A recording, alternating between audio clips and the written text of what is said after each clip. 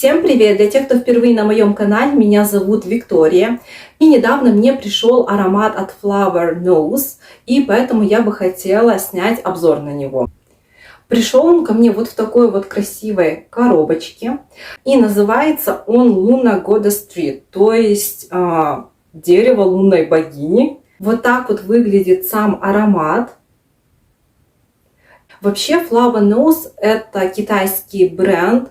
Он был создан двумя косплеерами. И чем славится этот бренд, так это вот такими вот милыми сказочными упаковками.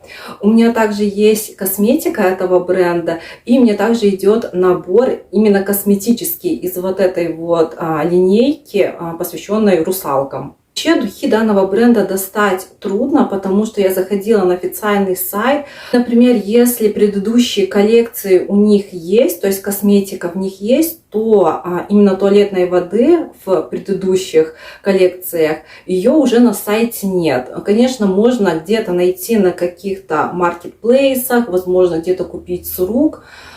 И поэтому, когда я увидела этот аромат, то я скорее его заказала, пока он есть и пока его можно найти. По цене он стоит так же, как Toy Boy от Moschino. И интересно, что именно Moschino Toy Boy мне было жалко тратить эти деньги, хотя я хочу этот аромат.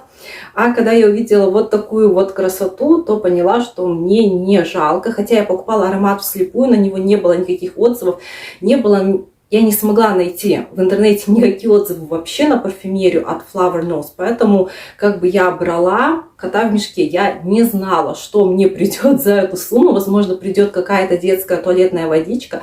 Да, кстати, концентрация у данных ароматов это туалетная вода, и идут они все по 50 мл. Вот эта вот русалочья коллекция, она вышла в конце апреля. По-моему, официальный релиз был 20 апреля. И когда я увидела эту коллекцию, то я поняла, что я хочу ее, потому что я недавно прочитала китайскую новеллу «Топить в вине бушующее пламя печали». И там была арка про русалок. И я поняла, что вот эта вот русалочья коллекция мне прям нужна. Я также заказала себе набор косметики, на него я отдельно сниму видео, когда он ко мне придет. Поэтому я как бы даже не раздумывала, что мне придет, надо оно мне, не надо. Просто мне понравилось вот это вот оформление с русалками, и я заказала. Все хорошо упаковано, например, вот в этой вот коробочке, где стоял этот аромат, он также был прикрыт сверху вот таким вот пенопластом или такой вот губочкой, чтобы как бы флакончик не болтался и не повредился при перевозке. И сейчас я бы хотела зачитать его пирамиду. Кстати, так как ароматов из предыдущих коллекций нет на официальном сайте, то пирамиды их найти практически невозможно. Но так как этот аромат все еще есть на официальном сайте, я нашла его пирамиду и могу ее зачитать. В верхних нотах это мята, бергамот и мандарин, а в средних нотах это мох, чай и кедр, и в базовых нотах кориандр, сандал и мускус. Что меня здесь смутило, это мох и кориандр, потому что я не очень люблю эти составляющие в парфюмерии, поэтому как бы мне эта пирамида понравилась, но я немножко сомневалась. Как вы можете заметить, пирамида немножко нетипичная, возможно, это свойственно именно азиатской парфюмерии. Ну, то есть, например, ничего подобного я до этого не встречала. Также в этой линейке есть еще розовый аромат, я также могу зачитать его пирамиду, просто чтобы ознакомиться, какие композиции в азиатских духах. Итак, розовый аромат, я, наверное, прикреплю его картиночку здесь. В верхних нотах это арбуз, ландыш, жасмин и чай. Ну, понятно, как бы китайцы и чай, здесь чай, и в этом аромате чай. В средних нотах это гордения, нарцисс и какой-то сорт дыни. И в базовых нотах трава, колокольчик и ветивер.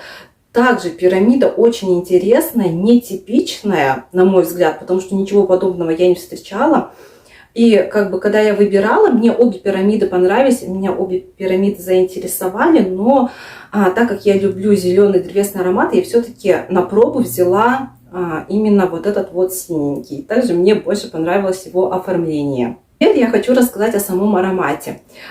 Конечно, были у меня опасения, что либо придет что-то непонятное ретро из-за кориандра, почему-то из-за мха. У меня было такое впечатление, такие ожидания к этому аромату, либо придет что-то невнятное, что-то в духе маленькой феи, парфюмерии для детей. Но аромат мне очень понравился. Понятно, что этот бренд, он для молоденьких девушек.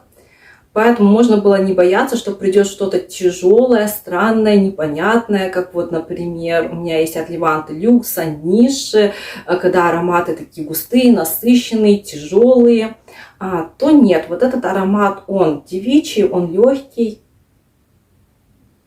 но в то же время он непростой, потому что, например, когда я рассказываю про парфюмерию Делис, либо Бракар, то я говорю, что это совсем не серьезно, это для маленьких девочек, либо парфюмерия Фабрилик. То есть здесь нет, аромат интересный. Мне он чем-то затем в базе напомнил почему-то Encore Noir. Я его даже взяла от Levante, чтобы сравнить. Ну да, они не похожи, но что-то вот такое вот проскальзывает в них. Он сказочный, он таинственный. Для меня он свежий, зеленый и древесный. Обычно, когда я описываю аромат, я прям говорю, что я слышу в нем, какие ноты. Здесь я не могу сказать, потому что композиция звучит цельно. Она немножко прохладная. Мне кажется, она идеально соответствует названию. Вот это вот какое-то дерево магическое, какое-то сказочное. Вот оно и пахнет так. Здесь преобладают зеленые ноты, здесь преобладают древесные ноты. Древесные ноты, они больше в базе. Также есть немножко сладости, скорее всего, это фруктовая сладость, мандарина, например. Но в целом аромат не сладкий. Возможно, я бы сказала, что есть какая-то цветочность. Так, сейчас проверю, что там в пирамиде. Но это не цветочный аромат. Да, цветочных нот здесь никаких нет. Если говорить о цветочных нотах, то, возможно, немножко есть жасмин. Я жасмин не люблю в парфюмерии. Особенно я упоминала, что я не люблю запах зеленого чая с жасмином. Но если здесь это немножко проглядывается, то это звучит красиво и гармонично. Также я нанесла этот парфюм себе на волосы. Он шлейфовый, он стойкий. По крайней мере, несколько часов до того, как я пошла спать, я его от себя слышала, когда я легла спать. Я его еще слышала, к сожалению, утром, когда я проснулась, все, его уже нет. Возможно, какие-то отголоски этого парфюма были еще утром. Сейчас я его не слышу от себя совсем. Также, наверное, я сейчас нанесу его на себя, и чтобы посмотреть, какое у него облачко. По-моему, очень удачный пульверизатор. Так, я не знаю, будет видно или нет. На видео было видно, как он распыляет, то есть он не брызгает, а образует такое облачко. Также крышка у него пластиковая, но она очень красивая, вот с такой вот лунной русалкой. В принципе, плотно сидит. Конечно, она не магнитная. Ну и сам флакончик очень красивый, он такой вот рельефный. Я не знаю, у него была вот эта вот наклейка, ее, в принципе, наверное, можно снять. Но я подумала, что здесь останется липкий слой, на который будет липнуть всякая пыль, поэтому я пока ее оставила. И на этом все. Пишите в комментариях, слышали ли вы когда-нибудь о данном бренде, есть ли у вас какие-либо парфюмы данного бренда. Также хочу повториться, что я собираюсь снять парфюмерное видео, потому что я до этого брала себе палетку теней и румяна. И также мне идет набор именно с вот этой вот русалочей коллекции. Будет блеск для губ, румяна и палетка теней. Также я хочу снять видео о крутых китайских брендах, о которых мало кто говорит. Это не Focallure и не A-Magic. Это другие бренды, такие как Color Key, Judy Doll, Hold Life. Поэтому, если вам интересно, подписывайтесь, ставьте колокольчик. До скорых встреч. Пока!